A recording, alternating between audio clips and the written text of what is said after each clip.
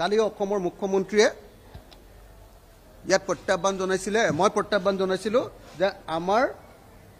মোৰ শ্ৰীমতী গীতাশ্ৰী তামুলীৰ যিটো চাকৰি তাৰ এপইণ্টমেণ্টত কিবা কেলেংকাৰী আছে যদি তদন্ত কৰিব লাগে আজি কালি ৰাতি মই ঘৰত গৈ বহুত গালি খাইছোঁ গোটেই ৰাতিয়ে টোপনি ক্ষতি আজিও অহাত দেৰি হৈ গৈছে আপোনালোকে নিজে দেখিছে ঘৰত বহুত ডাঙৰ কাজিয়া কৈছে যে তোৰ কাৰণে ৱাইফে কৈছে যে তোৰ কাৰণে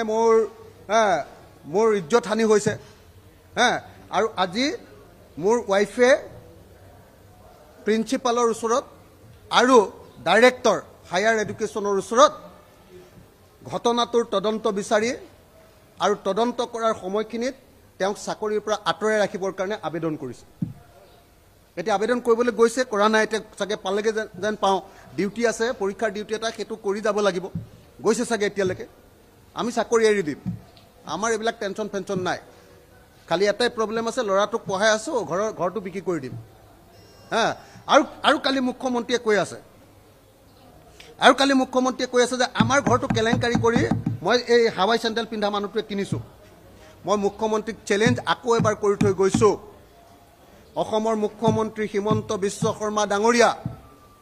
মই যিটো ঘৰত থাকোঁ এই ঘৰটো মোৰ নহয় মোৰ ৱাইফৰ ঘৰ আৰু আপোনাক এই ঘৰটো কিনোতে যদি এটকা কেলেংকাৰী কৈছে তাৰ ওপৰত তদন্ত কৰিবৰ কাৰণে অনুৰোধ জনাইছোঁ তদন্ত কৰি দোষী যদি হয় তেতিয়াহ'লে ঘৰটো লৈ থওক আৰু যদি দোষী নহয়ও আপুনি বিচাৰিলে আপোনাকে ঘৰটো মই দি দিম এচলীয়া ঘৰ এটা 14 লোচা মাটিৰ ঘৰ এটা গোটেই জীৱন কলেজৰ প্ৰফেচাৰ কৰি হিমন্ত বিশ্ব শৰ্মাতকৈ বেছি দৰমহা পায় এই 14 লোচাৰ ঘৰ এটা এচলীয়া ঘৰ এটা কিনিছোঁ পুৰণা 60 বছৰ পুৰণি ঘৰ বনাব পৰা নাই এইটো 60 লোচা ঘৰৰ এটা কিনিছিলোঁ সেই ঘৰটো হিমন্ত বিশ্ব শৰ্মাকে দি যাম কিন্তু আমি সকলোৱে অভিযোগ কৰি আছোঁ যে হিমন্ত বিশ্ব শৰ্মাই তেওঁৰ আয়তকৈ অবৈধ সম্পত্তি বহুত গঢ়ি তুলিছে মই মোৰ সম্পত্তি মোৰ নহয় মোৰ শ্ৰীমতীৰ ঘৰটো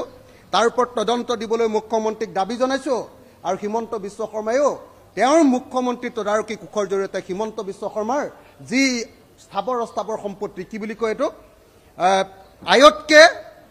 আয়তকৈ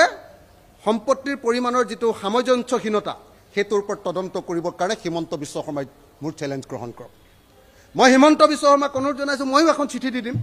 নহ'লে এনেই বাহিৰত কৈছোঁ বুলি ক'ব হিমন্ত বিশ্ব শৰ্মাক আজি ময়ো এখন চিঠি দিম আজি বা কাইলৈ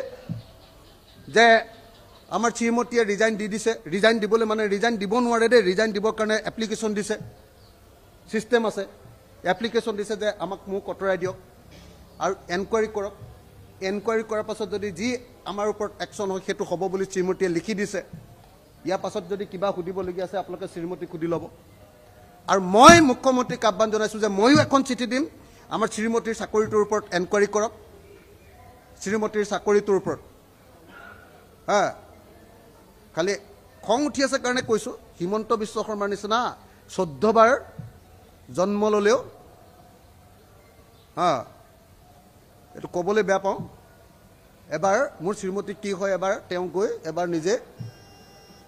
কেনেকুৱা পঢ়া শুনা কৰা মানুহ কি মানুহ তেওঁ এবাৰ নিজে গৈ বুজি ল'ব আৰু তেওঁ তেতিয়া নিজে শিক্ষামন্ত্ৰী আছিলে যেতিয়া মোৰ শ্ৰীমতীয়ে চাকৰি পাইছিলে তেওঁ এইটোৰ ওপৰত মুখ্যমন্ত্ৰীৰ ওচৰত গৈ অভিযোগ দিছিলে মুখ্যমন্ত্ৰীৰ ওচৰত মুখ্যমন্ত্ৰীয়ে এপইণ্টমেণ্ট লোৱাৰ আগত এনকুৱাৰী কৰিছিলে তৰুণ গগৈ এনকুৱাৰী কৰি দেখিলে যে তাত এইজনীটো ডিগ্ৰীটো মানে ফাৰ্ষ্ট ক্লাছ ফাৰ্ষ্ট মানে কি কয় গোল্ড মেডেলিষ্ট আমাৰ গোটেই ডিব্ৰুগড় ইউনিভাৰ্চিটি আৰ্টছৰ ভিতৰত তেওঁ ডিগ্ৰীত গোল্ড মেডেলিষ্ট আছিলে গোল্ড মেডেলিষ্ট গোটেই আৰ্টছৰ ভিতৰত ফাৰ্ষ্ট আৰু গুৱাহাটী ইউনিভাৰ্চিটিত এমএত গোটেই আৰ্টছৰ ছেকশ্যনটোৰ ভিতৰত ফাৰ্ষ্ট আছিলে গোল্ড মেডেলিষ্ট হিমন্ত বিশ্ব শৰ্মাই শুনি পাইছেনে নাই গম খবৰ লৈ ল'লে হ'ল আৰু তাৰপাছত সেইগৰাকী মহিলাৰ বেলেগ কথা বাদ দিয়ক আমাৰ লাইব্ৰেৰীটো তেওঁ এবাৰ চাই আহিলে তেওঁ এনেই হাৰ্ট ফেইল কৰি যাব কি কিতাপ পঢ়োঁ আমি মোৰ ৱাইফে কি কিতাপ পঢ়ে এবাৰ চাই আহিলে তেওঁ হাৰ্ট ফেইল কৰি যাব হিমন্তই তেওঁতো পইচাৰহে 2 নম্বৰী জানে পঢ়াৰটো কিতাপ নাজানে আমাৰ লাইব্ৰেৰীটো এবাৰ চাই আহিলেই হ'ল একবাৰ চাই আহিলেই হ'ল আৰু লগতে 2 নম্বৰ কথাটো হ'ল আমাৰ ঘৰটোৰ কিবা কেলেংকাৰী আছে বুলি যে কৈছে এইটোৰ ওপৰত তদন্ত দিবলৈ মই আজি চিঠি দি দিম আজি বা কাইলৈ দেই লিখিবলৈ আজি অলপ ঘৰত কাজিয়া হৈ আছে আজি লিখিবলৈ অলপ দিগদাৰ হ'ব পাৰে নাজানো তো গতিকে আজি বা কাইলৈ দি দিম হা যে মোক আমাৰ ঘৰটোৰ ওপৰত মোৰ ঘৰ নহয় দেই শ্ৰীমতীয়ে 60 লাখ টকাৰ লোন লৈছে 50 লাখ টকাৰ চেক দিছে ডাইৰেক্টলি হা এই 14 লোচাৰ মাটি লৈছে আৰু এনেকুৱা ভগা ঘৰ এটা পানী পৰা ঘৰ এটাত এই কালি আজি এসপ্তাহৰ আগত টিং হলাইছো টিং হা 60 বছৰৰ পুৰণি ঘৰ এটা হা আৰু মুখ্যমন্ত্ৰীতকৈ মোৰ শ্ৰীমতীয়ে 94ৰ পৰা চাকৰি কৰে 94ৰ পৰা কলেজৰ টিচাৰ আমাৰ মুখ্যমন্ত্ৰীতকৈ মোৰ শ্ৰীমতীয়ে বেছিকৈ দৰমহা পায় আৰু আমি ইমান দৰমহা পোৱাৰ পাছতো এতিয়াতো ময়ো এটা পাওঁ বাদ দিয়ক ইমান দৰমহা পোৱাৰ পাছতো আমাৰ এচলীয়া ঘৰ এটা আছে আৰু মুখ্যমন্ত্ৰীৰ গোটেই অসমত কিমান সম্পত্তি আছে এবাৰ তেওঁ নিজে আঁঠুৱাৰ তলত ভাবি ল'লে হৈ গ'ল আমি দম থকা মানুহ আমি ভয় কৰা মানুহ নহয় হিমন্ত বিশ্ব শৰ্মা হা দম আছে যদি এনকুৱাৰী কৰক আৰু আপোনাৰ সম্পত্তিৰ ওপৰত এনকুৱাৰী কৰক আজিতো ৰিজাইন দিবলৈ গৈ ৰিজাইন মানে কি এনেকৈ ৰিজাইন দিব নোৱাৰে তেওঁক কৈছে যে তদন্ত লাগে আৰু তদন্তৰ সময়খিনিত মোক চাকৰিৰ পৰা আঁতৰাই দিব লাগে এপ্লিকেশ্যন দিছে মোৰ লগতে এপ্লিকেশ্যন আছে মই দিব নোৱাৰে